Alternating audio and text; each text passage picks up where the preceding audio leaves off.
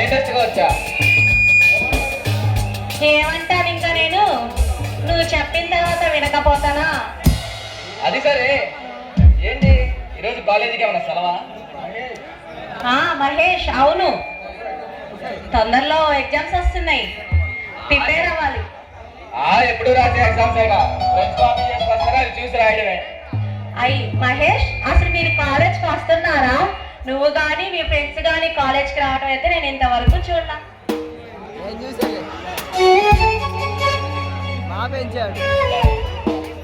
ఎవరిలో పెంచడానికి చదువుతుంది, ఏదో టైం పాస్ కోసం అలా అలా రావడమే. నీకేం బాబు, నువ్వు ఏదైనా చెప్తావు, కానీ మాకు అలా కాదు కదా. నీలిమా, ఏంటి ఈరోజు ఏమన్నా స్పెషల్ ఉందా? అసలే కలర్ఫుల్ డ్రెస్ వేసుకున్నట్టు. ఈరోజు స్పెషల్ ఏంటో మీరే కోరుకోండి. ఏమైందప్ప, బహుశా నీ పెళ్లి చూపులు అంతేనా? ఏ మహేష్, నువ్వు ఎప్పుడైతే సరదాగా మాట్లాడతావా? నువ్వు ఎప్పుడు ఇలాగే సరదాగా మాట్లాడతావా? విష్ యూ హ్యాపీ బర్త్డే నిమ్మా. అయ్యగారికి ఇప్పుడు గుర్తుకొచ్చింది అన్నమాట. నువ్వు నా దగ్గర లేకపోయినా నా మనసంతా నువ్వే నిండిపోయి ఉంటావు. నీ మాటలు వింటుంటే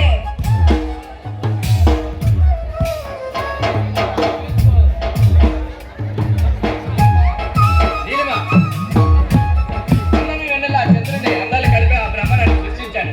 ఈ అందాన్ని అందుకొని అలా అలా ఆ కళా ప్రపంచంలో వేరొకలనే నా ఆశ.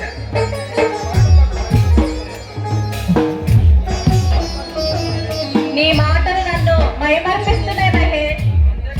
అంతేగా మరి, అసలే మన లవర్ ఇలాగే ఉంటాయి. ఆయన